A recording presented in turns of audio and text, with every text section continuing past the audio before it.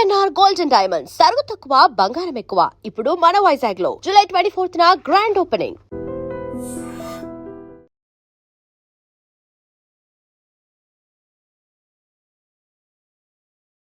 Welcome to I Dream. International affairs పై ఈరోజు మన guest major SPS Oberoi, Ekam IAS academy director.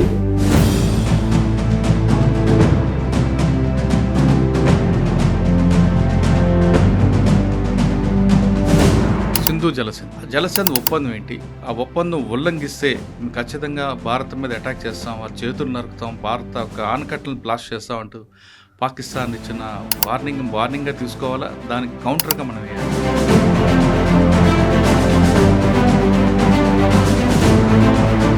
Indus జలసంధి మీద ఇంత టఫ్ స్టాండ్ తీసుకున్న ఏకైక ప్రధానమంత్రి మన మోదీ గారు.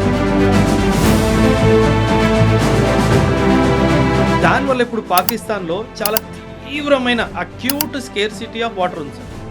మీరు ఒక వీడియో వచ్చింది సార్, మీరు చూసారో చూడో తెలీదు. వీళ్ళు డ్రైనేజ్ మూతలు తీసుకొని అందులోంచి వాటర్ తీసుకుంటారు. ఈ టెర్రరిజం ఆపేసేయి, నేను నీకు వాటర్ ఇచ్చేస్తాను. దీన్ని క్రిటికల్ రిసోర్స్ చోక్ హోల్డ్ అంటారు. హాఫీజ్ సయీద్, లష్కరే తైబా అండ్ జైషే మొహమ్మద్ మౌలానా మసూద్ అజర్, వీళ్ళిద్దరిని నన్ను అప్పగించు, ఆ రోజు నేను ట్యాప్ ఇప్పేస్తాను. ఎంత స్ట్రాంగ్గా వాటర్ని ఒక వెపన్లా మార్చేసి, బాధ్యత లేని ప్రభుత్వము, బాధ్యత లేని నేతలు. మేము ఇండియాలో డ్యామ్ని బాంబు పెట్టి పేల్చేస్తాం అన్నాం. వాళ్ళ దగ్గర ఉన్న బాంబు ఇక్కడ దాకా వచ్చే కెపాసిటీ ఏ బాంబు? మణిపూర్ మళ్ళీ తగలబడుతుంది. ఆ రెండు ట్రైబల్ మైతీస్ అండ్ కుకీస్ ఎవరైతే ఉన్నారో సార్, వాళ్ళ మధ్య ఐకమత్యం తీసుకురావాలి. అది మాత్రం వచ్చేంత వరకు మణిపూర్లో శాంతి రాదు సార్. వాళ్ళకి ఆ ఫైటింగ్ స్పిరిట్ వాళ్ళకి న్యాచురల్గా ఉంది సార్. కత్తులు, కటార్లు, ఆయుధాలకి వాళ్ళకి యాక్సెస్ ఉండడం వల్ల అమెరికా ఇరాన్ వార్, దానివల్ల నష్టం వాళ్ళకా వీళ్ళకా లేదా మనకా? సార్ అందరికీ నష్టం ఉంటుంది సార్. 2024-25 ముందు ఇరాన్ వరల్డ్ మ్యాప్లో ఎక్కడుంది అంటే కూడా చాలామందికి తెలియదు. సింగిల్ హ్యాండెడ్లీ ఇజ్రాయెల్ని అమెరికాకి, మిగతా మిడిల్ ఈస్ట్ కంట్రీస్ అందరికీ కన్ను చూపించింది. అమెరికా వార్ని ఇంటెన్సిఫై చేస్తుంది కానీ సస్టైన్ చేయలేదు, తనకు అంత కెపాసిటీ లేదు. ఈ నెక్స్ట్ 5 yearsలో Iran will come out as a super power in the middle east. 1975లో ఇందిరాగాంధీ విధించిన ఎమర్జెన్సీ, అది బుక్స్లో రావడం, దాని మీద మీ ఒపీనియన్ చెప్పండి. నేనేమంటానంటే సార్, యాజ్ ఎ సోల్జర్గా నేను మాట్లాడుతున్నాను సార్. ప్రభుత్వాన్ని దూషించడం అనేది నా ఉద్దేశం కాదు. పర్వాలేదు, పెట్టుకోండి, ఎమర్జెన్సీ చాప్టర్ పెట్టుకోండి. కానీ దానికన్నా ముఖ్యంగా అవసరమైన చాప్టర్లు ఏంటి? మనం 1947-48 యుద్ధం ఎలా గెలిచాం? 1962 వార్ మనం చైనాతో ఎందుకు ఓడిపోయాం? దానికి కారణాలు ఏంటి? పాజిటివ్తో పాటు నెగిటివ్ చెప్పాలి, మన చరిత్ర అనేది తెలియాలనేది ఉద్దేశం. అంటే సార్, మీరు ఇందిరాగాంధీ గారి గురించి ఆ ఒక్క అధ్యాయమే రాస్తున్నారు, తను చేసిన మిగతా విషయాలు. పాకిస్తాన్ని 2 ముక్కలు చేసిన ధైర్యం ఎవరికి ఉంది సార్? ఇందిరాగాంధీకే. వెనిజులాలో ఎక్కడ ఏది జరిగినా we are the first responders sir. ఆ దేశం కూడా రెస్పాండ్ అవ్వదు, మనం వెళ్ళిపోతాం సార్. అంటే రెడీగా ఉంటాం సార్. 2005లో సునామీ వచ్చినప్పుడు శ్రీలంకన్ గవర్నమెంట్ శ్రీలంకలో రెస్పాండ్ అవ్వలేదు, మనం వెళ్ళిపోయాం. జపాన్ గవర్నమెంట్ జపాన్లో కూడా రెస్పాండ్ అవ్వలేదు, అక్కడ కూడా వెళ్ళిపోయాం. So that was our response speed sir. So India ఏమంటుందంటే, ప్రతి దేశంలో ఎప్పుడైనా ఆపద వచ్చినప్పుడు నేను వెళ్తే, ఫ్యూచర్లో ఎప్పుడైనా సరే ఆ దేశం నాకు అగేన్స్ట్గా ఏమన్నా డిసిషన్ తీసుకున్నప్పుడు. Welcome to I Dream. International అఫైర్స్పై ఈరోజు మన guest major SPS Oberoi, Ekam IAS academy director. Oberoi గారు మేజర్లుగా పనిచేస్తున్నప్పుడు జరిగిన సంఘటనలతో పాటు ఐఏఎస్ అకాడమీలో ఆయన చేసుకున్న సబ్జెక్ట్ను, తర్వాత ఆయన రెగ్యులర్గా చేస్తున్న బుక్స్ నాలెడ్జ్లో ఆయన విపరీతమైన ఫాలోయింగ్ ఉంది. ప్రతి విషయాన్ని క్షుణ్ణంగా చెప్పడంలో లేదా దాని రూట్స్లో చెప్పడంలో ఆయనకు ఒక స్పెషల్ ఉంది. అందుకే ఓబ్రాయ్ గారు ఇంటర్వ్యూ అంటే చాలామంది ఇష్టపడుతున్నారు. ఓబ్రాయ్ గారి ఇంటర్వ్యూ కావాలి, అందులో పలానా సబ్జెక్ట్ మీద ఎక్కువ డిస్కస్ చేయనట్టు మీరు అడుగుతున్న ప్రశ్నలకే ఈరోజు ఆయన సార్ని అడుగుతున్నారు. సార్ నమస్తే అండి. నమస్తే సార్. సార్, మీరు ప్రతి ఇంటర్వ్యూలో కొంతమంది కింద కామెంట్స్ చేస్తున్నారు. ఏమని సార్? ఆ కామెంట్స్లో కూడా ఇంటర్నేషనల్ అఫైర్స్లో కొన్ని ఇష్యూస్లో మీ ద్వారా తెలుసుకోవాలని, ముఖ్యంగా చెప్పాలంటే బ్లూ స్టార్ కానీ లేదా పాకిస్తాన్ ఇష్యూలో కానీ, అంటే వేరే వాళ్ళు చెప్పింది కూడా నచ్చుతుంది, కానీ మీరు ఫీల్డ్లో చేసి వచ్చారు కాబట్టి మీకు ఎక్కువ రెప్యుటేషన్, మీ ఇంటిగ్రేటెడ్ మీద ఎక్కువ మంది అడుగుతున్నారు. మీరు చెప్పేది అది కరెక్ట్ కాంక్రీట్గా ఉంటుంది కాబట్టి బాగా ఆ సబ్జెక్ట్ కనెక్ట్ అవుతున్నారు. అంటే మిగతా వాళ్ళు చెప్పింది బాగుంటుంది, వాళ్ళు ఫీల్డ్ బయట ఉండి చెప్పేది ఫీల్డ్ ఆఫీసర్ ఎక్స్పీరియన్స్ చెప్పడం అనేది కొంచెం డిఫరెంట్గా అనిపిస్తుంది. ఎక్కువ మంది మీ ఇంటర్వ్యూస్లో ఆపరేషన్ బ్లూ స్టార్ గురించి కానీ, లేదా పాకిస్తాన్ విషయంలో కానీ, ఆఫ్ఘనిస్తాన్ విషయంలో కానీ, లేదా చైనా టాపిక్, ఇలాంటివన్నీ అడగమని ఎక్కువగా కోరుతున్నారు. ఫస్ట్ మనం ఇవాళ 4 టాపిక్లు తీసుకుంటే, గుడ్, రైట్. పాకిస్తాన్ జలసంధి ఒప్పందం ఏంటి? ఆ ఒప్పందం ఉల్లంఘిస్తే మేము ఖచ్చితంగా భారత్ మీద అటాక్ చేస్తాం, ఆ చేతులు నరుకుతాం, భారత యొక్క ఆనకట్టలను బ్లాస్ట్ చేస్తాం అంటూ పాకిస్తాన్ ఇచ్చిన వార్నింగ్గా తీసుకోవాలా, దానికి కౌంటర్గా మనం వేయాలి. అంటే అసలు పాకిస్తాన్ జలసంధి టాపిక్ వెళ్ళే ముందు అసలు కాశ్మీర్ అనేది పాకిస్తాన్దా కాదా, అసలు ఆ పీఓకే మీద మనకున్న స్టాండర్డ్స్ ఏంటి, వాళ్ళకున్న స్టాండర్డ్స్ ఎందుకు ఎక్కువగా జరుగుతుంది? అదే పీఓకే మీద బలూచిస్తాన్ కూడా ఈ మధ్యన వాళ్ళు కూడా వార్ చేస్తున్నారు. దీని మీద మీరు క్షుణ్ణంగా చెప్పండి. ఒక 20 క్వశ్చన్లు అడిగేశారు సార్. ఒక్కొక్క క్వశ్చన్ గురించి మాట్లాడదాము.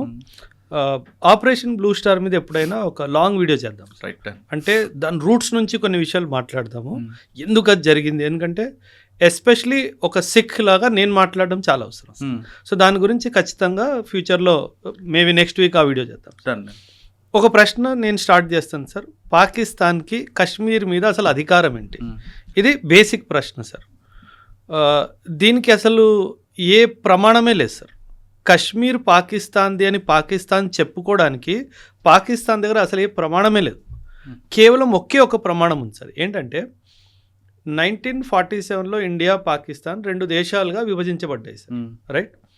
అప్పుడు ఇండియన్ ఇండిపెండెన్స్ యాక్ట్లో ఏం రాసింది అంటే, ప్రిన్స్లీ స్టేట్స్ దగ్గర ఆప్షన్ ఉంది. నువ్వు ఇండియా అంటే ఇండియా జాయిన్ అవ్వపో, నువ్వు పాకిస్తాన్ అంటే పాకిస్తాన్ జాయిన్ అయిపో, లేదు నేను ఇండిపెండెంట్గా ఒక నేషన్ లాగా మిగిలిపోతాను అంటే అలా కూడా మిగిల్చుకో అన్నట్టుగా ఒక 3 ఆప్షన్లు అందరికీ ఇచ్చారు సార్. అప్పట్లో జేఎండ్కేకి రాజు మహారాజా హరి సింగ్ అని చెప్పి ఒక రాజు సార్. ఆ హరి సింగ్ ఏం చేశాడంటే, నేను ఇండిపెండెంట్గా ఉంటాను అన్నట్టుగా తను నిర్ణయించుకున్నాడు. కానీ మనం జమ్మూ అండ్ కాశ్మీర్ లొకేషన్ చూసుకుంటే కనుక అది చాలా ఇంపార్టెంట్ స్ట్రాటజిక్ లొకేషన్లో ఉంది. అంటే ఇండియన్ సబ్ కాంటినెంట్ని సెంట్రల్ ఏషియా నుంచి కనెక్ట్ చేసే మధ్యలో జమ్మూ అండ్ కాశ్మీర్ ఉంది. ఇంత స్ట్రాటజిక్ లొకేషన్లో ఉంది కాబట్టి అది ఇండిపెండెంట్ నేషన్గా అయితే మిగలడానికి వీల్లేదు సార్. పాకిస్తాన్ కూడా ఒక విషయం ఏమర్థమైందంటే, ఈ కశ్మీర్ నా దగ్గరకు వస్తే మీరు మ్యాప్ చూడాలి sir. Afghanistan, Pakistan, India map చూసుకుంటే కశ్మీర్ పిఓకే మీద పాకిస్తాన్ కబ్జా లేదు అంటే పాకిస్తాన్కి కూడా సెంట్రల్ ఏషియాకి కనెక్షన్ లేదు సార్. పాకిస్తాన్ కూడా సెంట్రల్ ఏషియా కనెక్షన్ కావాలి అంటే పిఓకే వాళ్ళ దగ్గర ఉండాలి సార్. సో ఇది అర్థమైపోయిన పాకిస్తాన్ మహారాజా హరి సింగ్ మీద కొంచెం ప్రెషర్ బిల్డప్ చేయడం స్టార్ట్ చేసింది. ఆ ప్రెషర్కి ఆయన గివప్ చేసి ఒక సంధి పాకిస్తాన్తో సైన్ చేయించుకున్నాడు సార్. ఆ సంధి పేరు స్టాండ్ స్టిల్ అగ్రిమెంట్.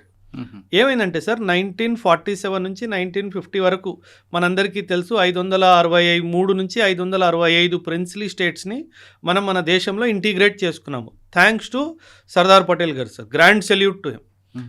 ఆయన ఉన్నారు కాబట్టి ఈరోజు మన భారతదేశం మ్యాప్ ఇలా ఉంది సార్. ఆయన ప్లేస్లో ఇంకెవరైనా ఉంటే ఇందులో సగం కూడా భారతదేశంలో మ్యాప్ ఉండేది కాదు sir. So grand salute to Sardar Patel sir, real son of India. Okay. ఇప్పుడు ఈ ప్రిన్స్లీ స్టేట్స్ ఇండియా కానీ పాకిస్తాన్కి జాయిన్ అవ్వాలి అంటే దానికి ఒక ప్రాసెస్ ఉండేది సార్. ఆ ప్రాసెస్లో కొన్ని రాజ్యాల్లో ఏం జరిగిందంటే, ప్రిన్స్లీ స్టేట్స్లో వాళ్ళు డైరెక్ట్గా ఇన్స్ట్రుమెంట్ ఆఫ్ యాక్సెషన్ సైన్ చేసుకున్నారు. ఇన్స్ట్రుమెంట్ ఆఫ్ యాక్సెషన్ అంటే ఏంటంటే, యాక్సెషన్ అనే పదానికి అర్థం ఏంటంటే, నేను నా రాజ్యాన్ని నీ దేశంలో కలుపుకుంటున్నాను, ఇకపై నేను రాజు కాదు, నేను డెమోక్రసీకి నా రాజ్యాన్ని ఇచ్చేస్తున్నాను, నేను ఒక నార్మల్ సిటిజన్ లాగే బతుకుతాను అని ఒక ఒప్పందం. దీన్ని ఇన్స్ట్రుమెంట్ ఆఫ్ యాక్సెషన్ అంటారు. చాలా ప్రిన్స్లీ స్టేట్స్ డైరెక్ట్గా ఇన్స్ట్రుమెంట్ ఆఫ్ యాక్సెషన్కి సైన్ చేసేసుకున్నారు. అంటే ఏంటి, ఇండియాలో కానీ పాకిస్తాన్లో కానీ జాయిన్ అయిపోవాలని ఒప్పేసుకున్నారు. కానీ కొన్ని ప్రిన్స్లీ స్టేట్స్ మాత్రము 2 స్టెప్ ప్రాసెస్ని తీసుకున్నారు సార్. ఈ 2 స్టెప్ ప్రాసెస్ ఏంటంటే, మొదటిగా స్టాండ్ స్టిల్ అగ్రిమెంట్ సైన్ చేసుకుందాం. అంటే ఏంటి, స్టేటస్ కో మెయింటెనెన్స్, స్టే అంటాం కదా మనం, కోర్టు నుంచి స్టే తెచ్చుకుంటాం కదా, దాన్ని స్టాండ్ స్టిల్ అగ్రిమెంట్ అంటారు. ఏమని, నువ్వు నా మీద దాడి చేయొద్దు, ఏం చేయొద్దు, నేను ఇంకా ఆలోచిస్తున్నాను, నేను ఇద్దరు రావాలా వద్దా అన్న విషయం. ఓకే. ఈ మహారాజా హరి సింగ్ కూడా ఏం చేశాడంటే స్టాండ్ స్టిల్ అగ్రిమెంట్ పాకిస్తాన్తో సైన్ చేసుకున్నాడు. ఇప్పుడు పాకిస్తాన్ వైపు కూడా ఆలోచన చూడండి సార్. ఒక ప్రిన్స్లీ స్టేట్ నాతో స్టాండ్ స్టిల్ అగ్రిమెంట్ సైన్ చేసుకున్నాడంటూ అంటే అర్థం ఏంటి, రేపో మాపో ఇన్స్ట్రుమెంట్ ఆఫ్ యాక్సేషన్ కూడా సైన్ చేసుకుంటాడనే కదా సార్ అర్థము. సో పాకిస్తాన్కి ఏమనిపించిందంటే మనం స్టాండ్ స్టిల్ అగ్రిమెంట్ సైన్ చేయడంలో గెలిచిపోయాం కాబట్టి ఖచ్చితంగా ఇది మన దగ్గరికే రావాలి అని వాళ్ళకి క్లారిటీ వచ్చేసింది. కానీ వాళ్ళ ఆవేశంతో ఆగలేక ఏం చేశారు, జమ్మూ అండ్ కాశ్మీర్ మీద దాడి చేశారు సార్. ఓకే. సో ఆ దాడి చేసినప్పుడు మహారాజా హరి సింగ్ ఏం చేశాడు, భయపడిపోయాడు. అమ్మో వీడు నా రాజ్యాన్ని ఆక్రమించేటట్టు ఉన్నాడని చెప్పేసి పరిగెట్టుకుంటూ ఇండియా దగ్గరకు వచ్చాడు. అప్పట్లో మనకు తెలుసుంటే మౌంట్ బ్యాటన్ గారు ఉన్నారు, మన ఇండియాలో ఇంకా వెళ్ళిపోలేదు. మౌంట్ బ్యాటన్ గారు ఏమన్నారంటే, నువ్వు స్టాండ్ స్టిల్ అగ్రిమెంట్ పాకిస్తాన్తో సైన్ చేసేసుకున్నావు కదా, నీకు ఎటువంటి సహాయం మేము అందించడానికి వీల్లేదు, ఎందుకంటే అది ఇప్పుడు మేము వస్తే నీ ఇంటర్నల్ అఫేర్స్లో మేము ఇంటర్ఫియర్ అయినట్టు ఉంటుంది. ఒక షరతు ఉంది, నువ్వు ఇన్స్ట్రుమెంట్ ఆఫ్ అక్సేషన్ మాత్రం ఇండియాతో సైన్ చేసుకున్నావంటే ఖచ్చితంగా అప్పుడు మేము మీకు సాయానికి వస్తామని చెప్పారు. ఇప్పుడు ఒకవైపు పాకిస్తాన్ దాడి, ఇంకోవైపు మనల్ని ఒప్పుకోవట్లేదు రావడానికి ప్రొటెక్షన్కి. ఆ కండిషన్లో Maharaja Hari Singh signed the instrument of accession with India. Stand still agreement పాకిస్తాన్తో సైన్ చేశాడు, ఇన్స్ట్రుమెంట్ ఆఫ్ అక్సేషన్ మాత్రం మనతో సైన్ చేశాడు. సో దీనివల్ల ఏం జరిగిందంటే పాకిస్తాన్ ఏమనుకుంది, నాకు మోసం జరిగింది, నాకు రావాల్సిన ఒక రాజ్యము అక్రమంగా ఇండియాకి వెళ్ళిపోయింది, ఎందుకంటే అక్కడ రాజు తప్పుగా ప్రవర్తించాడు అనే ఉద్దేశం. సో ఈ బ్యాక్గ్రౌండ్లో ఈ యొక్క వార్ అన్నది స్టార్ట్ అయిపోయింది సార్. ఆల్రెడీ వాడు వాళ్ళ మీద దాడి చేస్తాడు సార్. ఇప్పుడు ఈరోజు పిఓకే, పాకిస్తాన్ దగ్గర ఉన్న పిఓకే ఈయన ఇన్స్ట్రుమెంట్ ఆఫ్ అక్సేషన్ సైన్ చేసే ముందు వరకు ఆల్రెడీ వాళ్ళు ఆక్రమించుకున్నది. ఒకవేళ స్టాండ్ స్టిల్ అగ్రిమెంట్ సైన్ చేయకుండా డైరెక్ట్గా మన దగ్గరకు వచ్చిన ఈరోజు పిఓకే అంతా మన దగ్గర ఉండేది. సో అక్కడ చాలా పెద్ద తప్పు మహారాజా హరి సింగ్ చేశాడు సార్. దానివల్లే ఇన్ఫ్యాక్ట్ ప్రాబ్లం వచ్చింది. కానీ ఇక్కడ ఇంకొక ప్రాబ్లం ఉంది సార్. నేను ఇందాక మాట్లాడుతూ స్టార్టింగ్లో సర్దార్ పటేల్ గారికి ఒక గ్రాండ్ సెల్యూట్ అని చెప్పాను సార్. ఆయన ఉన్నారు కాబట్టి ఈరోజు నార్త్ ఈస్ట్ ఇండియాలో ఉంది సార్, లేదంటే ఈరోజు మొత్తం నార్త్ ఈస్ట్ వేరే దేశాల్లాగా ఉండేది సార్. అలాంటిది మొత్తం ప్రిన్స్లీ స్టేట్స్ ఇంటిగ్రేషన్ బాధ్యత అంతా సర్దార్ పటేల్ గారు తీసుకున్నప్పుడు నెహ్రూ గారు ఒక తప్పు చేశారు సార్. తప్పు చేశారంటే ఒక నిర్ణయం తప్పైంది సార్. జమ్మూ అండ్ కాశ్మీర్ది నేను చూసుకుంటాను, నువ్వు ఇబ్బంది పడకు అని చెప్పారు సార్. అక్కడ జరిగింది అతిపెద్ద తప్పు సార్. ఎందుకంటే అక్కడ చాలా టైం డిలే అయిపోయింది సార్. టైం డిలే అయిపోవడం వల్ల ఇంకా వీళ్ళు ఏం చేయాలో అర్థం కాక పాకిస్తాన్ వాడు దాడి చేయడం జరిగింది. సో ఆ జేఎండ్కే ఇంటిగ్రేషన్ కూడా సర్దార్ పటేల్ గారి మీద వదిలేస్తే అసలు ఈ తలకాయ నొప్పి ఉండేది కాదు సార్. సో అక్కడ చాలా పెద్ద కీలకమైన నిర్ణయం సార్. ఇప్పుడు మహారాజా హరి సింగ్ కూడా మనసు మీరు అండర్స్టాండ్ చేసుకోవాలి సార్. ఇప్పుడు ఆయన ఒక హిందూ రాజు సార్. హరి సింగ్ పేరు హిందూ కదా సార్. కాకపోతే జేఎండ్కే పాపులేషన్ 1947 వచ్చేసరికి ముస్లిం పాపులేషన్ అయిపోయింది మ్యాక్సిమం, నాట్ కంప్లీట్గా బట్ మెజారిటీ వాళ్ళది. కానీ మనం పాస్ట్లోకి వెళ్ళిపోతే మెజారిటీ వాళ్ళది కాదు, ఆ తర్వాత జరిగింది, క్రమంలో జరిగింది అది ఒక 300-400 years. ఆ తర్వాత ఎప్పుడైనా మాట్లాడదాం ఖచ్చితంగా దాని గురించి కూడా. జేఎండ్కే అసలు ముస్లిం పాపులేషన్ ఎలాగైందో అది కూడా మనం కనుక్కోవాలి సార్. సో మహారాజా హరి సింగ్ ఏమనిపించింది, నేను హిందూ రాజుని కానీ నా పాపులేషన్ మాత్రం ముస్లిము, నేను పాకిస్తాన్కి వెళ్ళాను అనుకోండి ఖచ్చితంగా వీళ్ళు ఒకటైపోతారు, నన్ను పక్కకి జరిపేస్తారు అన్న క్లారిటీ ఉంది. ఇండియాలో వద్దాము అంటే ఇండియా ఏమో డెమోక్రటిక్ కంట్రీ, నేను ఈ కంట్రీలోకి వచ్చేస్తే నా రాజరికం పోతుంది కదా. సో ఆయన కూడా చాలా గేమ్స్ ఆడాడు, దానివల్ల చాలా డిలే అయిపోయింది సార్. ఈ డిలే వల్ల ఇంకా పాకిస్తాన్ అటువైపు రెస్ట్లెస్ ఫీల్ అయిపోయింది. ఇక్కడేమో జవహర్లాల్ నెహ్రూ గారేమో నేను చూసుకుంటానని చెప్పి సర్దార్ పటేల్ గారిని పక్కకు తప్పియడం జరిగింది. సో ఇలా తప్పులు కొన్ని జరగడం వల్ల ఇదొక సమస్య ఇప్పటికీ ఒక సమస్యలాగా మిగిలిపోయింది సార్. అంటే దీనికి ఒక సొల్యూషన్ ఉంటుందా? దీనికి ఐక్యరాజ్య సమితి 1948లో ఒక రెజల్యూషన్ పాస్ చేసింది సార్. ఆ రెజల్యూషన్ పేరు రెజల్యూషన్ నంబర్ 47, 47వ రెజల్యూషన్. ఇందులో ఒక 3 స్టెప్ సొల్యూషన్ ఇచ్చింది sir. UN security council 3 step solution ఇచ్చింది. ఏమన్నది సెక్యూరిటీ కౌన్సిల్, పాకిస్తాన్ ఏమన్నది, మీరు కాశ్మీర్లో ఎలక్షన్స్ పెట్టండి, అక్కడ ప్రజలు ఏం కోరుకుంటారో దాన్ని బట్టి మీరు డిసైడ్ చేసుకోండి అని అన్నారు. కానీ వీళ్ళు ఏం చేశారు, పాకిస్తాన్ వాళ్ళు చాలా మిలిటరీ అండ్ వాళ్ళ పారామిలిటరీ ఫోర్సెస్ని దింపేశారు. సో సెక్యూరిటీ కౌన్సిల్ ఏం తీర్పిచ్చిందంటే 3 steps, 3 step process, election conduct చేస్తాం కానీ మొదటి షరతు పాకిస్తాన్ కంప్లీట్గా ట్రూప్స్ని విత్డ్రా చేసుకోవాలి, పారామిలిటరీ ట్రూప్స్ని కూడా విత్డ్రా చేసుకోవాలి. పాకిస్తాన్ కంప్లీట్గా విత్డ్రా చేసిన తర్వాత భారతదేశం వాళ్ళ ట్రూప్స్ని తగ్గించేయాలి, ట్రూప్స్ నంబర్స్ని సంఖ్యని తగ్గించాలి. మొత్తం పూర్తిగా మనకు అనలేదు, పూర్తిగా వాళ్ళని అన్నారు, తగ్గించమని మనల్ని అన్నారు. ఎందుకంటే సార్ ఇన్స్ట్రుమెంట్ ఆఫ్ వ్యాక్సేషన్ మన దగ్గర ఉంది, అందుకే మనల్ని తగ్గించమన్నారు, వాళ్ళని పూర్తిగా తీసేయమని చెప్పాడు. ఈ రెండు జరిగిన సందర్భంలో మూడవ స్టెప్ అక్కడ ఎలక్షన్ కండక్ట్ చేయండి అని చెప్పారు. సో ఇప్పుడు ఈ మొదటిదే జరగలేదు, రెండోది ఎలా జరుగుతుంది, మూడోది ఎలా జరుగుతుంది, ఆ ఎలక్షన్ ఎప్పటికీ అవ్వలేదు సార్. కానీ దీనికి సందర్భంలో ఇంకో విషయం జరిగింది సార్. జేఎండ్కేకి మనం స్పెషల్ స్టేటస్ ఇచ్చాం సార్. స్పెషల్ స్టేటస్ ఆర్టికల్ 370 370లో మనం ఇచ్చాం సార్, స్పెషల్ స్టేటస్ ఇచ్చాము. ఆ స్పెషల్ స్టేటస్ వల్ల వాళ్ళకు కూడా ఒక రాజ్యాంగం ఉంది. జేఎండ్కే has its own constitution sir. వాళ్ళకి వాళ్ళ రాజ్యాంగం ఉంది, వాళ్ళకి వాళ్ళ జెండా కూడా వేరేగా ఉంది. సో ఏం జరిగిందంటే వాళ్ళ రాజ్యాంగానికి కాన్స్టిట్యూయెంట్ అసెంబ్లీ అంటే ఒక కమిటీని ఏర్పాటు చేసి వాళ్ళు కూర్చొని రాజ్యాంగం రాస్తారు సార్. ఈ కమిటీని ఎవరు ఉండాలి అన్నది వాళ్ళు ఓటింగ్కి వెళ్ళారు. అంటే వాళ్ళ రాజ్యాంగం రాసుకునే కమిటీ కాన్స్టిట్యూయెంట్ అసెంబ్లీ ఓటింగ్ ద్వారా నిర్ధారించబడింది సార్. నేను ఎందుకు ఇది చాలా అంత స్పష్టంగా చెప్తున్నానంటే 1956లో వీళ్ళ కాన్స్టిట్యూషన్ని వీళ్ళు అమలు పరుచుకున్నారు. అడాప్షన్ అయింది, అమల్లోకి 1957లో వచ్చింది. 1956లో జమ్మూ అండ్ కాశ్మీర్ కాన్స్టిట్యూషన్లో 3వ సెక్షన్లో వీళ్ళు ఏం రాశారంటే Jammu and Kashmir was is and will be an integral part of India అని రాసుకున్నారు. అంటే ఐక్యరాజ్య సమితి ఎలక్షన్ గురించి మాట్లాడింది, దేనికి ప్రజలకు ఏం కావాలి అని. కానీ తర్వాత కూడా ఎలక్షన్ జరిగింది కాన్స్టిట్యూయెంట్ అసెంబ్లీ నిర్ధారించడంలో. ఆ కాన్స్టిట్యూయెంట్ అసెంబ్లీలో రిప్రజెంటేటివ్స్ ఎవరైతే ఎన్నికై వచ్చారో వాళ్ళే నిర్ణయం తీసుకున్నారు జేఎండ్కే ఇస్ పార్ట్ ఆఫ్ ఇండియా అని. అయిపోయింది కదా సార్ తీర్పు. So that is what India said. ఎప్పుడైతే వాళ్ళ కాన్స్టిట్యూయెంట్ అసెంబ్లీ మేము ఇండియాలోనే భాగం అని చెప్పి నిర్ణయించుకున్నారో ఆ తర్వాత యుఎన్ సెక్యూరిటీ కౌన్సిల్ అసలు మాకు సంబంధం లేదు, బికాజ్ యూ సెడ్ ఇది. అదే కాదు సార్ 1952లో అప్పట్లో Sheikh Abdullah prime minister of J and K, వాళ్ళకి ప్రైమ్ మినిస్టర్ ఉండేవాళ్ళు చూడండి. Prime minister of J and K Sheikh Abdullah 1952లో ఒక అగ్రిమెంట్ సైన్ చేసుకున్నాడు సార్. ఆ అగ్రిమెంట్ పేరు ఢిల్లీ అగ్రిమెంట్. ఆ ఢిల్లీ అగ్రిమెంట్లో కూడా సిటిజన్షిప్ సంబంధించి ఒక క్లాజ్ ఉంది. ఆ సిటిజన్షిప్ క్లాజ్లో వాళ్ళు ఏం రాసుకున్నారంటే ఒక దేశానికి ప్రైమ్ మినిస్టర్ 1952 అన్నట్టుగా వాళ్ళు భావిస్తున్నారు, కానీ కాదు, అది వచ్చే సెపరేట్ స్టేట్ మనం అనుకున్నట్టుగా. అందులో సిటిజన్షిప్ సంబంధించి ఆ అంశంలో ఏం రాసుకున్నారంటే ఆ citizen of జేఎండ్కే is a citizen of India. అయిపోయింది కదా సార్. ఒకవైపు మీ రాజ్యాంగం ఏం చెప్తుంది మీరు మాలో భాగం అని చెప్పి, ఒకవైపు మీ అగ్రిమెంట్ మీ ప్రైమ్ మినిస్టర్ సైన్ చేసిన అగ్రిమెంటే చెప్తుంది మీ పౌరులు మా దేశం యొక్క పౌరులు అని చెప్పేసి. ఇంకా చాప్టర్ క్లోజ్ అయిపోయింది కదా సార్.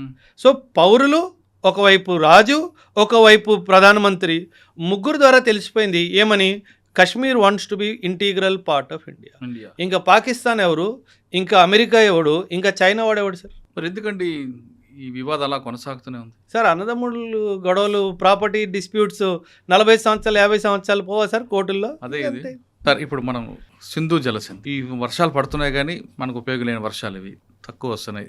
దీవెన వివాదం పెరిగే అవకాశం ఉంది. అందుకని పాకిస్తాన్ మినిస్టర్ కూడా స్టేట్మెంట్ ఇచ్చారు, చేతులు నరుకుతావని, ఆనకట్ల పేల్చేస్తామని. అది జరిగేదేనా? ఒక ఎవరో ఫాల్స్ వీడియో కూడా రిలీజ్ చేశారు సార్, ఏఐ వీడియో. అది భలే గమ్మత్తుగా ఉంది సార్ ఆ వీడియో. అంటే సార్ అంటే నేను అంటే అది ఏ కాదు కానీ ముందైతే ప్రోక్ అయిపోతుంది కానీ జనాలు. అవును అయ్యారు, అది చాలా భలే బ్యూటిఫుల్గా ఏఐ కూడా క్రియేట్ చేశారు సార్ దాంట్లో. అంటే నా ఉద్దేశము ప్రభుత్వాన్ని మెచ్చుకోవాలి అన్నట్టు ఏం కాదు సార్, కానీ ఈ ఇండస్ జలసంధి మీద ఇంత టఫ్ స్టాండ్ తీసుకున్న ఏకైక ప్రధానమంత్రి మన మోదీ గారు సార్. అంటే నేను ఆయన అప్రిషియేట్ చేయట్లేదు సార్, మళ్ళీ చెప్తున్నాను మీ ప్రేక్షకుల కోసము. కానీ ఇంత టఫ్ స్టాండ్ గతంలో ఇందిరాగాంధీ గారు కూడా తీసుకోలేదు సార్. పాకిస్తాన్ 2 ముక్కలు ఆవిడే చేసింది, కానీ ఐడబ్ల్యూటీని ఇంత టఫ్గా చేయడం మనం గతంలో చూడలేదు సార్.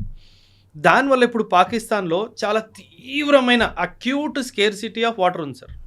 మీరు ఒక వీడియో వచ్చింది సార్, మీరు చూసారో చూడో తెలీదు, వీళ్ళు డ్రైనేజ్ మూతలు తీసుకొని అందులోంచి వాటర్ తీసుకుంటున్నారు. అంత దరిద్రమైన పరిస్థితి వాళ్ళకి వచ్చేసింది సార్. దేనివల్ల వచ్చింది? మనం ఐడబ్ల్యూటీ ద్వారా రిలీజ్ చేసే వాటర్ని ఆపేసాం కాబట్టి.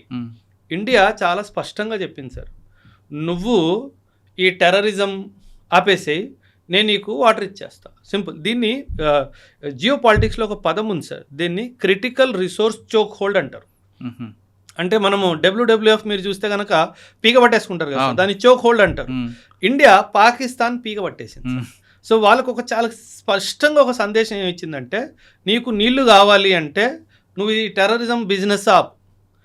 హాఫీజ్ సయీద్, లష్కరే తైబా అండ్ జైషే మొహమ్మద్ మౌలానా మసూద్ అజర్ వీళ్ళిద్దరిని నన్ను అప్పగించు, ఆ రోజు నేను ట్యాబ్ ఇప్పేస్తానని చెప్పాడు. ఆ రోజు వరకు ట్యాబ్ ఇప్పే ప్రసక్తే లేదు. పాకిస్తాన్లో ఎంత స్కేర్సిటీ ఉంటుంటే సార్, మీరు అన్నట్టుగా పార్లమెంట్లో ఒక మినిస్టర్ మాట్లాడుతూ నేను మన దేశానికి ఒక మినిస్టర్ని, నేను నా పూర్తి ఇన్ఫ్లుయెన్స్ వాడి కూడా నా కాలనీకి నా ఇంటికి ఒక వాటర్ ట్యాంకర్ తెప్పించుకోలేకపోయినా అన్నాడు. అవును, అంటే అది విన్నారు కదా మీరు. అంటే మనం చూడండి ఎంత స్ట్రాంగ్గా వాటర్ని ఒక వెపన్లా మార్చేసాం సార్. కనీసం ఇప్పుడైనా వాడికి బుద్ధి రావాలి కదా సార్. ఇప్పుడేమంటాడు, ఒరే మేము ఇచ్చేస్తామని చెప్పినా సరే ఒక అర్థం ఉంది కదా, ఇమీడియట్గా ప్రజలకి ప్రాబ్లం అవుతుంది. అక్కడ బాధ్యత లేని ప్రభుత్వము, బాధ్యత లేని నేతలు సార్ అక్కడ. సో వాళ్ళేంటి, మేము ఇండియాలో డ్యామ్ని బాంబు పెట్టి పేల్చేస్తాం అన్నాడు. వాళ్ళ దగ్గర ఉన్న బాంబు ఇక్కడ దాకా వచ్చే కెపాసిటీ ఏ బాంబుకు ఉంది సార్? ఒక విషయం. రెండో విషయము, వాళ్ళు ఆపరేషన్ సింధూర్లో ఎన్నో బాంబులు వేయడానికి ప్రయత్నించారు. ఒక యుద్ధం జరుగుతున్న వాతావరణంలో ఎన్నో బాంబులు వేయడానికి ప్రయత్నించారు. ఒక్క బాంబు కూడా వాళ్ళు పంపించింది మనం భూమి కూడా దాగల. అలాంటి పాకిస్తాన్ ఏ డ్యామ్ని పగలగొడుతుంది? ఆ డ్యామ్ని పగలగొడితే ఆ నీళ్ళు ఎటు వెళ్తే అసలు జ్ఞానమే లేదు సార్. సార్ ఇప్పుడు ఇక్కడ 2 ప్రశ్నలు అంటే, దేశ ప్రజలందరూ నీళ్ళ కోసం విలవిలాడిపోతున్నప్పుడు ఆ ప్రాబ్లం ఎలా సాల్వ్ చేయాలని చూడాలి తప్ప, పక్కింట్లో వెళ్ళి వాడింట్లో దొంగతనం చేస్తాను, వాడు తాగుతూ నీళ్ళు కుండని బ్రేక్ చేస్తానని చెప్పడం అనేది ప్రభుత్వం యొక్క పెద్ద తప్పు. దాన్ని ఎలా చూడాలి ఒకటి. నెక్స్ట్, ప్రజలు ఎంతకాలం ఉంటారండి ఇలాగా? వాళ్ళు తిరుగుబాటు రావాలి కదా. తిరుగుబాటు అంటే సార్ పాకిస్తాన్లో ఏంటంటే సార్, మీరు పాకిస్తాన్ వ్యవస్థని కూడా అర్థం చేయాలి. మంచినీటికి కూడా కటకలాడిపోయినప్పుడు ఇంక ప్రజలు ఎందుకండి అక్కడ అంత బాధలు కదా సార్. పాకిస్తాన్లో ఏంటంటే సార్, అరే ఇండియాకి ఊపర్ హమ్ అటాక్ కరెంగే అంటే వాడికి ఫుడ్ ఇవ్వకపోయినా పర్వాలా. అంటే ఒక ఫాల్స్ హాల్యూసినేషన్ అంటాం కదా సార్, అందులో ఉండిపోతున్నారు సార్ వాళ్ళ యాటిట్యూడ్ అది. అంతే. వాళ్ళు ఇంకా సార్ అవన్నీ ఇంకా నాకు ఎలా చెప్పాలో అర్థం కావట్లేదు సార్. అంటే బుర్ర లేని మనుషులు సార్, అంతే. అసలు ఇండియాని తిడితే చాలు, అంతే. తిండి లేకపోతే పెట్టపని పర్వాలేదు. ఇండియాతో కయం ఉందా? ఉంది, చాలా గుడ్, నేను హ్యాపీ. ఫుడ్ లేదు, బెడ్ లేదు, వాటర్ లేదు, గ్యాస్ లేదు, ఎలక్ట్రిసిటీ లేదు, కుకింగ్ ఆయిల్ లేదు, ఏమీ లేదు, ఏం అవసరం పర్వాలా ఇలాగే. అంటే వాళ్ళు, మనము వరదలు వచ్చినప్పుడు పులిహోర ప్యాకెట్లు పంచుతాం కదా సార్, ఆ పులిహోర ప్యాకెట్లు వెనకాల పరిగెట్టుకుంటూ వాళ్ళు టైం గడిపేస్తున్నారు సార్. అంటే నా దేశము నాకేమిచ్చింది అని ప్రశ్నించాలి అన్న ఒక ఆలోచన కూడా వాళ్ళకి రావట్లేదు. అంటే వాళ్ళు ఎంత మూర్ఖుల్లా మారిపోయారు. మూర్ఖులు అనే పదం కన్నా అంటే గత ప్రభుత్వాలు వాళ్ళు ఏ విధంగా అణచివేసే ఆ పద్ధతులకు అలవాటు పడిపోయినా అంతే సార్. అంతే కదా సార్. ఇప్పుడు వాళ్ళు కూడా చదువుకొని వస్తే వాళ్ళకి ఆలోచన వస్తుంది సార్. మీరు కొన్ని వీడియోస్ ఉంటాయి సార్ యూట్యూబ్లో, చూస్తారో చూడరో, రోజు గుర్రానికి ఒక ప్లేస్లో కట్టేస్తారు సార్. ఇంకో రోజు యజమాని ఏం చేస్తాడంటే కట్టినట్టు నటించేసి వెళ్ళిపోతాడు. కట్టలేదు, వాస్తవానికి కట్టలేదు, నటించి వెళ్ళిపోయాడు. ఆ గుర్రం రోజంతా అక్కడే నిల్చొని ఉంది. ఏమనుకొని నన్ను కట్టేసి వెళ్ళాడు కదా అని. ఆ గుర్రానికి పాకిస్తాన్ ప్రజలకి ఏ తేడా లేదు. ఇప్పుడు మన దేశంలో చిన్న తప్పు జరిగినా మోదీ గారిని ప్రశ్నిస్తారు. ప్రశ్నించే హక్కు మనకి మన రాజ్యాంగం ఇచ్చింది. అది మోదీ గారైనా, సీఎం అయినా, పిఎం అయినా, డిఎం అయినా, ఎవరైనా ప్రతి ఒక్కరిని ప్రశ్నించే హక్కు మనకి రాజ్యాంగం ఇచ్చింది. అక్కడ కూడా ఇచ్చింది, కానీ ఆ హక్కు ఉంది అని చెప్పి వాళ్ళకి ఎవరు తెలియజేయట్లేదు ఎవరు వాళ్ళకి. సో అందుకే వాళ్ళు ప్రజల్లో అవగాహన కల్పించే బాధ్యత ప్రభుత్వం తీసుకోలేదు. అంటే వాళ్ళు ఎడ్యుకేట్ అయితే వీళ్ళు ప్రభుత్వం తిరగబడతారని. అందుకే అక్కడ ఎడ్యుకేషన్కి అంత వెయిట్ లేదు సార్. వాళ్ళు ఏంటంటే మూర్ఖుల్లా పుట్టారు సార్. ఒక సింపుల్ స్పిరిచువల్ మాట సార్, ఆ దేశానికి పునాది ఒక అబద్ధం సార్. పునాది అబద్ధం అయినప్పుడు మీకు గ్రోత్ కానీ ఒక పాజిటివ్ థింకింగ్ కానీ ఎలా వచ్చేస్తుంది సార్? ఎందుకంటే పునాది అబద్ధం కాబట్టి వాళ్ళు అలాగే ఉండిపోయారు, మనం ఎక్కడికో వెళ్ళిపోయాం సార్. సో పాకిస్తాన్కి మనకి ఆర్థికంగానో, సామాజికంగానో, పొలిటికల్గానో, రాజరికంగానో అసలు దేంట్లో అసలు కంపారిజనే లేదు సార్. మన భారతదేశ ఆనకట్ల మీద బాంబులు చేయడం అనేది వాళ్ళ మభ్య పెట్టడానికే సార్. దీపావళి వస్తుంది సార్, కొన్ని 2-3 నెలలు పోతే దీపావళి వస్తుందేమో. అందులో ఒక మిర్చి పటాకా అని ఉంటుంది. అవును, 5 రూపాయల ప్యాకెట్ వచ్చేది నేను చిన్నప్పుడు ఉన్నప్పుడు. ఇప్పుడు ఎంతకు వస్తుందో నాకు ఐడియా లేదు. వాళ్ళ దగ్గర మిర్చి పటాకాలు కూడా సరివేనీ లేవు సార్, అన్ని చైనా తుపాస్ పటాకాలు. వాళ్ళు సార్ మీకు గుర్తుందో లేదో, ఆపరేషన్ సింధూర్ అప్పుడు వాళ్ళు పంపించిన మిజైల్స్ పేలకుండా వచ్చినట్టు వచ్చి మన దగ్గర పడిపోయాయి. అంటే మనము చైనా ఫోన్ని కూడా నమ్మం సార్, వాడు చైనా బాంబునే నమ్ముతున్నాడు. వాడు ఎంత పెద్ద ఏదో అక్కడే క్లారిటీ వచ్చేసింది కదా సార్.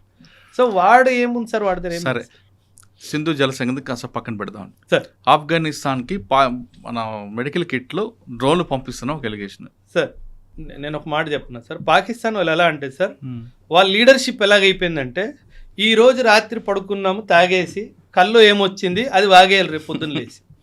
అంటే ఒక సైంటిఫిక్ అనాలిసిస్ లేదు, ఒక ఆబ్జెక్టివ్ అనాలిసిస్ లేదు, ఒక లాజికల్ రీజనింగ్ లేదు, ఏమీ లేదు సార్. ఇండియా ఆఫ్ఘనిస్తాన్కి ఈ రోజు కాదు సార్, 2001 నుంచి మెడికల్ ఎయిడ్ మనం ఆఫ్ఘనిస్తాన్కి అందిస్తున్నాం సార్. ఆఫ్ఘనిస్తాన్లో ఎన్నో గొప్ప పనులు మనం చేసాము. వాళ్ళ పార్లమెంట్ బిల్డింగ్ కానీ, వాళ్ళ డ్యామ్లు కానీ, వాళ్ళ బ్రిడ్జ్లు కానీ, వాళ్ళ రోడ్లు కానీ, వాళ్ళకి అంబులెన్సెస్ కానీ, నర్సింగ్ సపోర్ట్ కానీ, మెడికల్ కిట్ సపోర్ట్ కానీ ఎన్నో మనం ఆఫ్ఘనిస్తాన్కి అందిస్తున్నాం సార్. ఫర్ ఎగ్జాంపుల్ సార్, వాడు అలిగేషన్ ఏంటి, ఆఫ్ఘనిస్తాన్కి మన భారతదేశము డ్రోన్లు సరఫరా చేస్తుంది సార్. ఆ మెడికల్ బాక్స్లో పెట్టి పంపించాల్సిన అవసరం నాకేం వచ్చింది సార్? నేను ఓపెన్గా ఇస్తా, మా పిఎం వాళ్ళ పిఎంకి అరే బాబు తీసుకోరా డ్రోన్ అని చెప్పి ఫోటోగ్రాఫ్ తీసి మరి ఇస్తా, నాకేం అవసరం. అండ్ అందులో చూడండి సార్ ఎంత మూర్ఖమైన స్టేట్మెంట్. ఇజ్రాయిలీ డ్రోన్ ఆఫ్ఘనిస్తాన్కి నేను ఎందుకు ఇస్తాను సార్? వాడించుకుంటా డైరెక్ట్గా. నేను ఇవ్వాలంటే నా డ్రోన్ ఇస్తా. నేను ఇజ్రాయెల్ డ్రోన్ నేను ఇవ్వాల్సిన అవసరం సార్. ఇజ్రాయెల్ మీకు తెలుసు, మొసాద్ కానీ వాళ్ళ డిఫెన్స్ సిస్టమ్ ఎంత బ్యూటిఫుల్గా పనిచేస్తుంది అంటే ఈ ఎదవకి తెలియకుండానే అక్కడ అన్ని డ్రోన్లు వచ్చేస్తాయి వాళ్ళకి ఇవ్వాలి అన్న ఉద్దేశం ఉంటే. అది ఫర్ ఎగ్జాంపుల్ సార్ ఒక మాట. చలో పాకిస్తాన్ వాగింది నిజమే అనుకుందాం, నేనే చెప్తున్నాను సార్, ఏం పీక్తో పీక్కు అంతే కదా సార్. కానీ ఇచ్చేది మనం మేక్ ఇన్ ఇండియా ఇస్తాం. నీకు దమ్ముంటే ఆపుకో. కాదు, ఇవ్వాలనుకుంటే మేక్ ఇన్ ఇండియా డ్రోన్ ఇస్తాం. ఫస్ట్ ఆఫ్ ఆల్ అదే ఇస్తాను సార్. సరో నువ్వు అన్నట్టు ఇజ్రాయెల్దే ఇస్తున్నా, దమ్ముంటే ఆపు. నువ్వేం చేయగలుగుతావు చేసుకో. నువ్వు అరవడం మానే ఫస్ట్. నువ్వు అరుస్తే అరిసావు, ధైర్యం ఉంటే కరిసి చూపించు, అప్పుడు చెప్తాను నీకు ఏ ఇంజెక్షన్ పెట్టాలి. So that is where sir. In fact మీరు వాళ్ళ పార్లమెంట్ మీటింగ్స్ కూడా చూస్తే కనుక మీకు ఒక క్లారిటీ వస్తుంది సార్. వాళ్ళ మినిస్టర్లు వాళ్ళ ప్రభుత్వాన్ని ఎలా దూషిస్తున్నారు. మీకు పంజాబీ అర్థం కాకపోవచ్చు సార్, నాకు అర్థం అవుతుందిగా. నా ఫేవరెట్ టైం పాస్ వాళ్ళ పార్లమెంట్ మీటింగ్ సార్. అరే భలే ఉంటాయి సార్, బ్యూటిఫుల్లీ. అక్కడ లేడీస్, అతి ముఖ్యంగా లేడీస్ మినిస్టర్ని బట్టలు తీసేసి మరీ డైలాగులు కొడతారు. అస్సలు వాళ్ళ దగ్గర జవాబే లేదు సార్, దేనికి జవాబు లేదు. కానీ వాళ్ళ ఆర్మీ చేతులు ఉన్నారు కదండి. అది దేశం వల్ల తగలడిపోయింది సార్. సార్ మన దేశంలో ఆర్మీ పాలిటిక్స్ నుంచి దూరం ఉండి ఎంత పెద్ద పాజిటివ్ కాంట్రిబ్యూషన్ చేసిందో మనకు అవగాహన లేదు. నేను ఆర్మీలో 11 సంవత్సరాలు సర్వీస్ చేశాను కదా సార్. ఆర్మీ ఆఫీసర్స్ మెస్సులో 2 విషయాలు డిస్కస్ చేయడానికి అనుమతి లేదు సార్. ఒకటి పాలిటిక్స్, ఇంకోటి రిలీజియన్ సార్. ఈ రెండిటి మీద నువ్వు నోరు తెరిసేవనుకో, commanding officer next day morning భుజం మీద పెట్టేసి చలో అంటాడు. అంటే అంత స్ట్రిక్ట్లీ అవాయిడ్ చేస్తారు. అది వాళ్ళు అక్కడ చెయ్యలేకపోయారు సార్. దానివల్లే వచ్చిన తలకాయ నొప్పి ఇదంతా సార్, ఇంకేం కాదు. ఒక స్టేట్మెంట్ సార్, ఇండియా ఆఫ్ఘనిస్తాన్కి డ్రోన్స్ ఇస్తుంది అన్నారు. ఒరే మూర్ఖుడా, Afghanistan was your friendly country, పాకిస్తాన్కి ఫ్రెండ్లీ కంట్రీ కదా. ఒరే అదే నీకు ఎనిమీ అయిపోయింది, అది నువ్వు గుర్తించి ఫస్ట్. ఎవరు డ్రోన్లు ఇస్తున్నాడు కాదు, నా స్నేహితుడికి డ్రోన్లు నా శత్రువు ఎందుకు ఇస్తున్నాడు అది ఆలోచించి ఫస్ట్. నువ్వు ఇప్పుడు ఒక టైం వస్తుంది సార్, నాకు అజిత్ దోవల్ గారి మీద ఎంత నమ్మకం ఉంది అంటే ఒక టైం వస్తుంది ఇరానే పాకిస్తాన్ మీద దాడి చేస్తుంది సార్. నేను ఉంటానో ఉన్న ఈ భూమి మీద నాకు తెలియదు సార్. ఒక రోజు వస్తుంది టర్కీయే పాకిస్తాన్ మీద అటాక్ చేస్తుంది సార్. ఒక రోజు వస్తుంది సౌదీ అరేబియాయే పాకిస్తాన్ మీద అటాక్ చేస్తుంది. ఇది జరిగి తీరుతుంది sir. It's only matter of time. జరగాలని కోరుకుందామండి. కానీ అజిత్ దోవల్ గారికి మాట్లాడారు. అవును సార్. మన దగ్గరకు వచ్చేసరికి గతంలో మణిపూర్ టాపిక్ తీసుకుందాం. అవును సార్. దోవల్ గారు ఉన్నారు కాబట్టి అది ఇంటర్నల్గా జరుగుతుంది అని అన్నా, మనం మాట్లాడారు మీరే. కానీ మళ్ళీ మణిపూర్ మళ్ళీ తగలబడుతుంది సార్. మణిపూర్లో సార్ అక్కడ ఒక కరెక్షన్ జరగాలి సార్. ఆ 2 ట్రైబల్ మైతీస్ అండ్ కుకీస్ ఎవరైతే ఉన్నారో సార్, వాళ్ళ మధ్య ఐకమత్యం తీసుకురావాలి సార్. అది మనం ఇన్స్టిట్యూషనల్ మెకానిజం ఎలా చేస్తామో నాకు తెలియదు సార్. బట్ అది మాత్రం వచ్చేంత వరకు మణిపూర్లో శాంతి రాదు సార్. నేను మారాంలో ఉన్నాను సార్, మణిపూర్లో ఒక ప్రాంతము మారాం అని చెప్పేసి. మణిపూర్ ఎలా అంటే సార్ ట్రైబల్ కల్ట్స్, వీళ్ళు కుకీస్, నాగాస్, వీళ్ళందరూ ఏంటంటే సార్ వీళ్ళు వాళ్ళకి ఆ ఫైటింగ్ స్పిరిట్ వాళ్ళకి న్యాచురల్గా ఉంది సార్. ఆ ఫైటింగ్ స్పిరిట్ న్యాచురల్గా ఉండడం వల్ల, కత్తులు కటార్లు ఆయుధాలకి వాళ్ళకి యాక్సెస్ ఉండడం వల్ల ఈ గొడవలు అప్పుడు జరుగుతూనే ఉంటాయి సార్. ఈ గొడవలు ఎప్పుడు అవుతాయి అంటే ఫస్ట్ వాళ్ళని ఆ కత్తులు కటార్ నుంచి బయటికి తీసుకొచ్చి మెయిన్ స్ట్రీమ్ సొసైటీలో తీసుకురావాలి. వాళ్ళిద్దరిని కూర్చోబెట్టి మాట్లాడే ఒక మనిషి రావాలి. అండ్ ఇది పై నుంచి కింద దాకా ప్రతి ఒక్కడికి ఆ మెసేజ్ పోవాలి సార్. అప్పటిదాకా మణిపూర్లో శాంతి రాదు సార్. సో ఆ మణిపూర్లో శాంతి రావాలంటే చాలా కష్టం. అండ్ వాళ్ళు చాలా హెడ్ స్ట్రాంగ్ ఉంటారు సార్. ట్రైబల్ పాపులేషన్ ఎలా ఉంటుందంటే వన్స్ దే డిసైడ్ వాళ్ళు ఎవరికి వినరు సార్. అదేవిధంగా ఒకసారి నమ్మితే వాళ్ళని దూరంగా చేయలేరు కదా. చేయలేము సార్. అది ఆ ఫ్లాష్ పాయింట్లోకి వెళ్ళిపోయింది సార్. ఆ ఫ్లాష్ పాయింట్ నుంచి బయటకు వచ్చి వాళ్ళు శత్రువుల నుంచి మిత్రుల్లో ఒకసారి అవ్వడం మనం సాధిస్తే కనుక మళ్ళీ ఏమంటారు ఫ్యూచర్లో మణిపూర్లో ఒక్క తుపాకీ కూడా పేలదు సార్. కానీ అది బ్రేక్ అయ్యి అది రావాలి సార్. అప్పటి వరకు మనం ఏం చేయాలి. సరే, మనం ఇంటర్నేషనల్ వెళ్దామండి ఒకసారి. అమెరికా ట్రంప్ ఇరాన్ వార్ మీరే అన్నారు గతంలో. అవును, ఇది కేవలం 1 వీక్ అని. ఫీజ్ ఫైర్ ఇప్పుడు మళ్ళీ రిపీట్ అవుతుంది. దానివల్ల నష్టం వాళ్ళకా వీళ్ళకా లేదా మనకా? సార్ అందరికీ నష్టం ఉంటుంది సార్. అమెరికాకి నష్టం ఉంది సార్, ఇరాన్కి నష్టం ఉంది. కానీ ఒక్క విషయం సార్ నేను ఇక్కడ చెప్పాలనుకుంటున్నాను. నేను ఇరాన్ని సపోర్ట్ చేయట్లేదు సార్, వ్యక్తిగతంగా నేను ఇరాన్ని సపోర్ట్ చేయను. కానీ ఒక మిలిటరీ స్ట్రాటజిస్ట్ లాగా మాట్లాడడానికి ప్రయత్నిస్తున్నాను సార్. 2024-25 ముందు ఇరాన్ వరల్డ్ మ్యాప్లో ఎక్కడుంది అంటే కూడా చాలామందికి తెలియదు సార్. నమ్ముతారు కదా? అంటే మిడిల్ ఈస్ట్లో ఎక్కడో ఉంటుంది, అంతేగాని ఆ స్ట్రైట్ ఆఫ్ హోర్ముజ్ కానీ ఈ ఇరాన్ కానీ కువైత్ బహ్రెయిన్ కానీ ఎవరికి తెలియదు సార్ ఎక్కడ ఉంటుందో. కానీ ఒక దేశము అమెరికా శాంక్షన్స్లో గత 3 దశాబ్దాలుగా ఉంది సార్. ఆ దేశం అమెరికన్ శాంక్షన్స్లో ఉంది. అంటే ఏంటి, ఓపెన్గా వీళ్ళు వరల్డ్లో ట్రేడ్ చేయలేరు. వాళ్ళతో ట్రేడ్ చేసేది దేశాలు కొన్నే, మనము రష్యా కానీ చైనా కానీ ఇతర దేశాలు మిడిల్ ఈస్ట్ కంట్రీస్ మాత్రమే. అలాంటి దేశము 30 సంవత్సరాలుగా శాంక్షన్స్లో ఉంటున్న దేశము సింగిల్ హ్యాండెడ్లీ ఇజ్రాయెల్ని అమెరికాకి మిగతా మిడిల్ ఈస్ట్ కంట్రీస్ అందరికీ కన్ను చూపించింది సార్. వీళ్ళందరూ కలిసి ఒక్కసారైనా వాడిని అరే బాబు నిన్ను ఓడిచ్చేసాము అని చెప్పి ఆ స్టేజ్ దాకా తీసుకెళ్లారా? లేదు. లీడర్షిప్ని ఎలిమినేట్ చేశారు. టాప్ లీడర్షిప్ని ఆయతుల్లా ఖొమైనీని ఫస్ట్ డే February 28 రోజు ఎప్పుడో దాడి జరిగింది, ఆ రోజు లేపేశారు. ఓకే, బాగానే ఉంది. ఆ తర్వాత ఏంటి? Nothing happened. ఎందుకంటే అమెరికా వార్ని ఇంటెన్సిఫై చేస్తుంది కానీ సస్టైన్ చేయలేదు. తనకు అంత కెపాసిటీ లేదు, సస్టైనెన్స్ కెపాసిటీ లేదు. మనము డీఎస్కలేట్ చేస్తూ సస్టైన్ చేయడానికి ప్రయత్నిస్తాం. అది మన war strategy sir. America war డాక్ట్రిన్లోనే చాలా పెద్ద తప్పు ఉంది సార్. సో ఆ తప్పు ఉన్నంత వరకు దేశంలో ఇలా డిస్టర్బెన్స్ కంటిన్యూగానే ఉంటుంది. ఇరాన్ సార్ ఇప్పుడు మీరు ఇప్పుడు చూస్తున్నారు సార్, నేను నెక్స్ట్ 5 years చూస్తున్నాను. ఈ నెక్స్ట్ 5 yearsలో Iran will come out as a super power in the middle eastern region. ఇప్పుడు మీరు చూస్తున్న దాడులు చాలా జీరో. రానున్న టైంలో సౌదీని కానీ కువైత్ని కానీ యుఏఈని కానీ ఇరాక్ని కానీ ఇరాన్ వదిలే ప్రసక్తే లేదు సార్.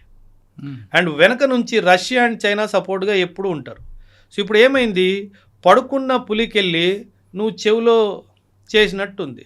ఇప్పుడు పులి లేచింది, ఇంక దానికి పోరాడాలి అనిపించే ఏమంటారు దాన్ని వేటకెళ్ళాలి అని అనిపిస్తుంది, దాన్ని ఆపడానికి వీల్లేదు. పడుకున్న పులిని నువ్వు లేపావు సార్. చూడండి సార్, ఒక not even advanced country Iran ఎక్కడుంది సార్ కంపేర్ టు అమెరికా? ఎక్కడా లేదు.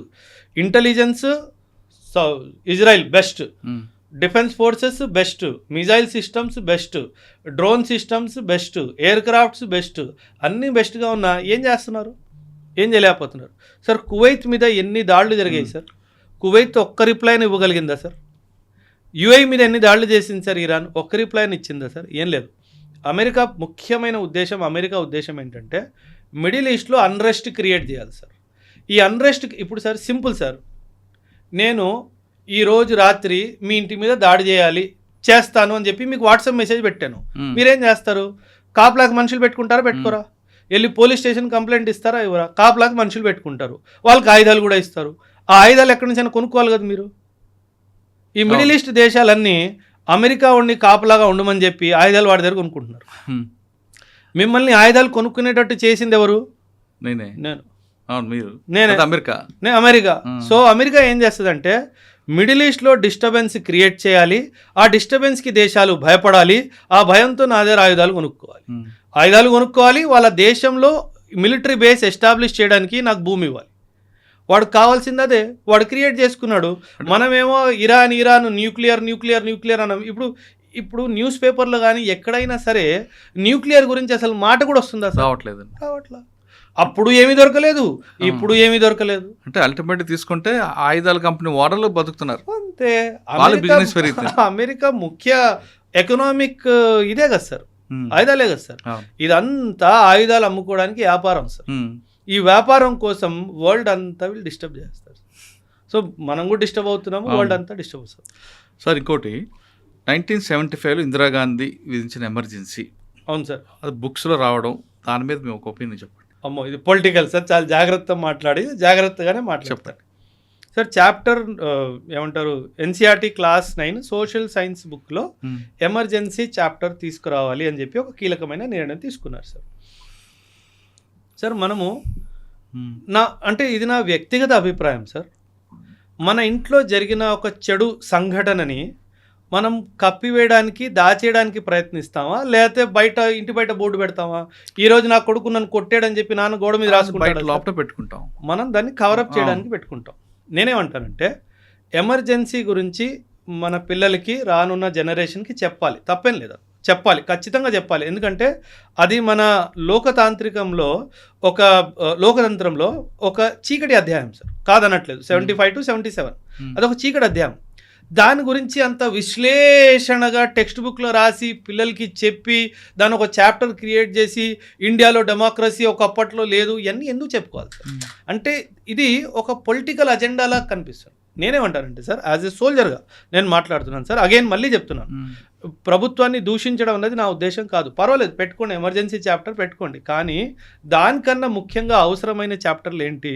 మనం 1947-48 యుద్ధం ఎలా గెలిచాము, సైనికులు ఎలా పోరాడారు, పాకిస్తాన్ ఏం చేసింది, 1962 వార్ మనం చైనాతో ఎందుకు ఓడిపోయాం, దానికి కారణాలేంటి, దానికి ఎవరు కారకులు, ఇది 1971లో ఎలా ఇందిరాగాంధీ గారు పాకిస్తాన్ని 2 ముక్కలు చేశారు, 1968లో ఐబీ నుంచి రాని తను ఎలా స్థాపించింది, ఎన్ని గొప్ప కార్యాలు, ఎన్ని గొప్ప ఆపరేషన్స్కి మన విజయాలు చెప్పమంటారు.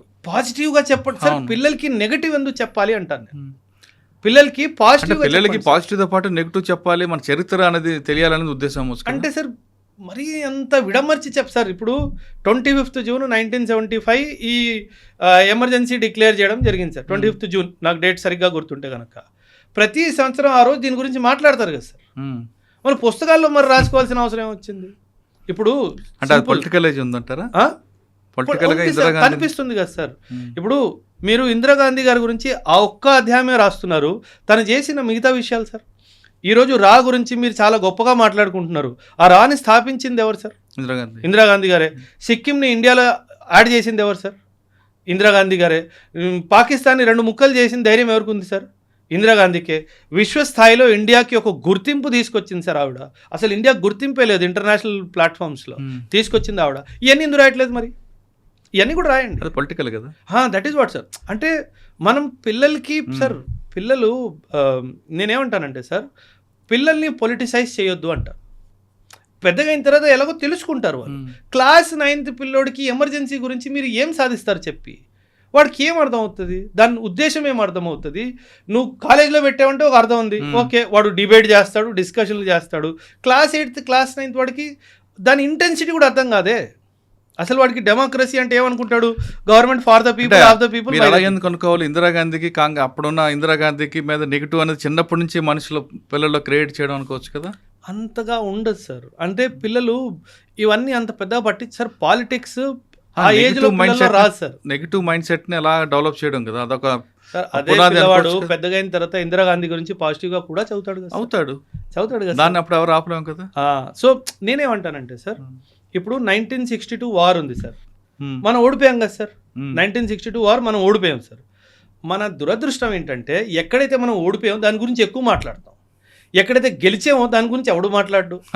1962 వార్ సార్, చైనా హిస్టరీ బుక్స్లో ఒకే ఒక line, we had some differences that led to a conflict with India, అయిపోయింది. మన ఇండియాలో దాదాపు 100 పైగా బుక్కులు రాశారు 1962 వారు. మనం ఎందుకు ఓడిపోయాం, ఎలా ఓడిపోయాం అంటే మనకు ఒక అలవాటు అయిపోయింది. ఏంటంటే ఏమంటారు కదా, మన కంపును మనం తీసుకొచ్చి పైకి తీసుకొని వచ్చి లోకాన్ని చూపించుకోవాల్సిన మనకు అది అలవాటు అయిపోయింది. కల్చరల్లీ ఇది పోవాలి సార్. ఎమర్జెన్సీలో ఇలా జరిగింది, ఫ్యూచర్లో ఇలా జరగకుండా మనం చూసుకోవాలి. అలా కూడా మాట్లాడవచ్చు. అంటే ఎమర్జెన్సీ నేర్పిన పాఠం ఇది అని కూడా చెప్పవచ్చు. అందులో ఆ ఫ్యాక్టర్ ఉండాలి కదా సార్, అప్పుడు ఉందో లేదో తెలియదు ఇంకా. ఎందుకంటే అది ఇంకా నేను అనుకోవడం ఇంకా బయటికి రాలేదు, అది వస్తే చూడాలి. అందులో ఇది పాఠము, ఇది గుణపాఠము, ఇది ఫ్యూచర్ లో ఉండాలి. ఎందుకంటే 40 ఒక యుద్ధంలో వచ్చే ప్లస్ మైనస్ మనం తీసుకుంటాం కదా సమీక్ష జరిపిన తర్వాత, అది అందు అనుకోవచ్చు కదా. ఇది మరి అలా ఉందో లేదో తెలియదు కదా, చాప్టర్ వచ్చాక తెలియాలి. అది బయటికి వస్తేనే కదా మనకి తెలిసేది ఏం రాశారు. సార్ ఇండియన్ పాస్పోర్ట్ అది ప్రామాణికమా, దాన్ని మనం ఏ విధంగా చూడాలంటారు? అంటే డిబేట్ ఏంటంటే సార్, అది సిటిజన్షిప్ అని అంటే లేదండి, కాదు. Indian passport is not a proof of citizenship sir. ఒకటి మీరు గుర్తించాలి, ఎందుకంటే ఇది ఇప్పట్లో కాదు సార్. పాస్పోర్ట్ యాక్ట్ 1967 అనుకుంటాను సార్. 1967 పాస్పోర్ట్ యాక్ట్ చాలా స్పష్టంగా ఏం చెప్తుందంటే passport is not a proof of citizenship, చాలా స్పష్టంగా చెప్తారు. ఎందుకంటే కొన్ని సందర్భాల్లో పాస్పోర్ట్ నాన్ సిటిజన్స్ కి కూడా ఇస్తారు సార్. కొన్ని సందర్భాల్లో డిప్లొమాట్స్ గా పంపించినప్పుడు, అట్లా ఎవరైనా వచ్చినప్పుడు ఇండియన్ పాస్పోర్ట్స్ ఇవ్వడం అవన్నీ కూడా జరుగుతాయి. సో ఆ డైమెన్షన్ లో కొన్ని వర్గాలకి నాన్ సిటిజన్స్ కి కూడా పాస్పోర్ట్స్ ఇవ్వడం జరుగుతుంది. సో అందుకే passport is not a proof of citizenship. In fact మీరు షాక్ అవుతారు, your voter ID card is also not a proof of citizenship. అవునా? కాదు, your voter ID card is not a proof of citizenship. Aadhaar card ఒకటేనా? Aadhaar card కూడా కాదు proof of citizenship. మరిలా కాదు, ఏది కాదు. ప్రూఫ్ ఆఫ్ సిటిజన్షిప్ ఒకటే sir, NRC, national register of citizens 1951. ఒక్కసారే దాన్ని అప్డేట్ చేశారు 51 సెన్సస్ తర్వాత. ఆ తర్వాత అది అప్డేట్ అవ్వలేదు. మీ ఆధార్ కార్డు మీ ప్రూఫ్ ఆఫ్ సిటిజన్షిప్ కాదు, మీ ఓటర్ ఐడి కార్డు కూడా మీ ప్రూఫ్ ఆఫ్ సిటిజన్షిప్ హోల్లీ కాదు. సుప్రీంకోర్టు ఎన్నో కేసెస్లో దీని గురించి కూడా మాట్లాడింది. అండ్ అదే విధంగా passport is also not a proof of citizenship. Voter card, Aadhaar card మీద ప్రూఫ్స్ చాలా ఉంటాయి కదండి. ఉంటాయి, అది only identity. Aadhaar card identity proof. నువ్వు ఓటర్ ఐడెంటిటీ కార్డ్ ఏంటి, ఎలక్టోరల్ లిస్ట్లో నీ పేరు ఉంది అంతే. ఇప్పుడు ఎందుకు అది ఫుల్లీ సిటిజన్షిప్ సర్టిఫికేట్ కాదంటున్నానంటే, నువ్వు అక్రమంగా కూడా నీ పేరు రాయించుకున్నావేమో, అలాంటప్పుడు అది రేపు తేలిపోతే నీకు సిటిజన్షిప్ ఉండదు కదా. మరి సిటిజన్షిప్ ఏంటి? ఇది చాలా మంచి ప్రశ్న sir. Who is a citizen? మనం రాజ్యాంగం చూసుకుంటే part 2 of the constitution article 5 to article 11 వరకు తన సిటిజన్షిప్ గురించి మాట్లాడుతుంది. సిటిజన్షిప్ అంటే ఏంటి? మన దేశంలో 1950లో మనం రాజ్యాంగాన్ని అడాప్ట్ చేసుకున్నాం, 26 జనవరి 1950. ఆ డేట్ నుంచి 1987 వరకు మీ పేరెంట్స్ ఎక్కడ జన్మించారో వాళ్ళు సిటిజన్స్ కాకపోయినా నువ్వు భారతదేశంలో పుడితే కనుక నువ్వు సిటిజన్. 1987లో 1987 నుంచి 2004 వరకు పేరెంట్స్ ఇద్దరిలో ఎవరో ఒకరు ఇండియన్ సిటిజన్స్ అయి ఉండాలి. దేనికి? నీకు సిటిజన్షిప్ బై బర్త్ రావాలి అంటే. అండ్ 2004 తర్వాత ఇద్దరు పేరెంట్స్ సిటిజన్స్ అయి ఉండాలి. లేదా ఇద్దరు పేరెంట్స్ సిటిజన్షిప్ కాని సమక్షంలో ఒక పేరెంట్ సిటిజన్ అయ్యి రెండవ పేరెంట్ ఇల్లీగల్ మైగ్రెంట్ అవ్వకూడదు. ఆ కండిషన్లో నువ్వు by birth after 2004 Indian citizenship నీకు వస్తుంది. అంటే ఇండియన్ సిటిజన్షిప్ బేసికలీ బర్త్ మీద, ముఖ్యంగా బర్త్ మీద, కానీ వేరే డైమెన్షన్స్ కూడా ఉన్నాయి. సిటిజన్షిప్ బై అక్విజిషన్ అవన్నీ ఉంటాయి, న్యాచురలైజేషన్, రిజిస్ట్రేషన్ ప్రాసెస్ అవన్నీ కూడా ఉన్నాయి. కానీ అతి ముఖ్యంగా బై బర్తే సిటిజన్షిప్ లభిస్తుంది. నువ్వు సిటిజన్షిప్ కాదా అవునా అన్నది కేవలం ఒకే ఒక డాక్యుమెంట్ ద్వారా నిర్ధారించబడుతుంది. అది NRC, national register of citizens. అది 1951 తర్వాత మన దేశంలో దాన్ని అప్డేట్ చేయలేదు. అది అత్యవసరమైన ఎక్సర్సైజ్, అది చెయ్యాలి. ఇప్పటి వరకు కేవలం ఒకే ఒక రాష్ట్రం అస్సాంలో ఎన్ఆర్సీని అప్డేట్ చేయడం జరిగింది. ఆ తర్వాత ఎన్ఆర్సీ ఎక్కడ అప్డేట్ చేయలేదు సార్. కానీ చెయ్యాలి సార్. అంటే సార్ 150 కోట్లు మనం సార్ ఒక దాంట్లో నంబర్ 1 చెయ్యాలి సార్. అంటే ఎన్ఆర్సీ చేస్తేనే ఇల్లీగల్గా అక్రమంగా ఇండియాలో ఎంతమంది ఉంటున్నారో తెలుస్తుంది సార్. అది చెయ్యాలి. కాకపోతే జనాభా చాలా సార్, 150 కోట్ల జనాభా సార్. సో ఇంతమందికి చెయ్యాలి అంటే అదొక పెద్ద ఎక్సర్సైజ్ సార్. సో దానివల్లనే ప్రాబబ్లీ ప్రభుత్వం దాన్ని చేయాలి అన్న ఉద్దేశం. ఎందుకంటే ఎలాగో ఆధార్ కార్డుతో పని నడిచిపోతుంది, పాస్పోర్ట్తో పని నడిచిపోతుంది అన్న ఉద్దేశంతో బహుశా సైలెంట్గా ఉన్నారేమో. కానీ చేయాల్సిందే సార్. ఎంత జనాభా ఉన్నా చేస్తేనే దేశానికి మంచిది సార్. ఇక మనం ఫ్రెష్ దీంట్లోకి వెళ్దామండి. వెనిజులాలో ఎర్త్క్వేక్. అవును సార్.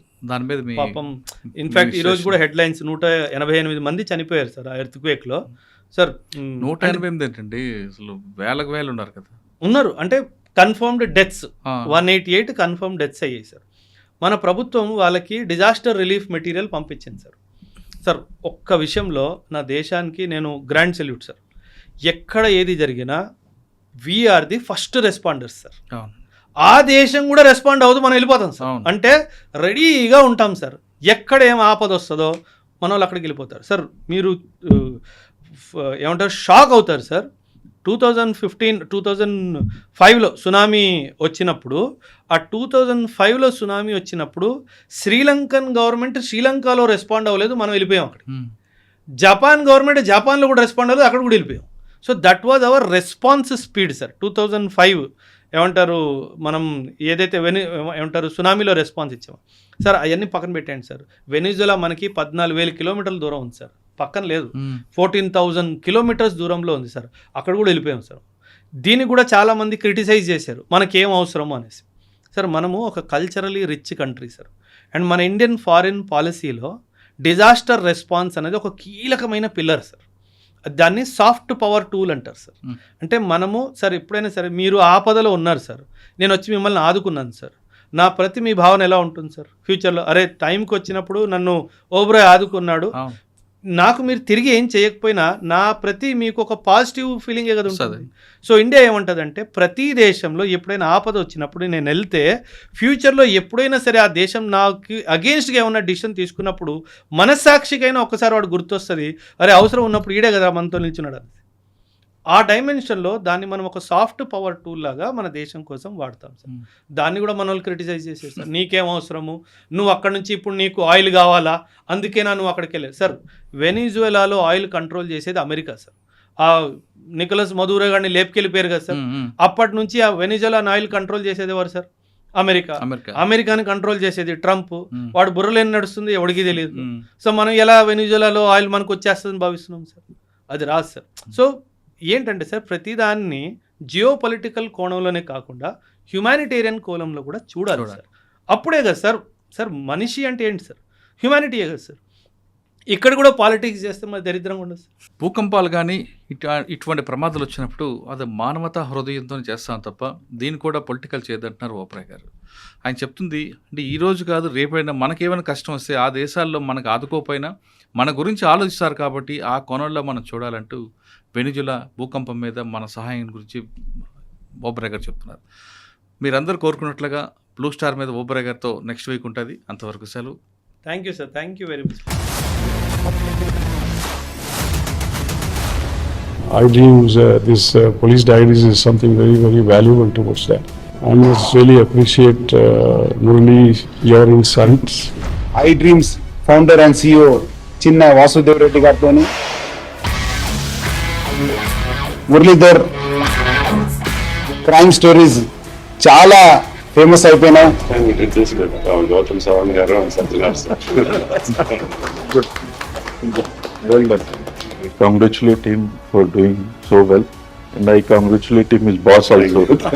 So well.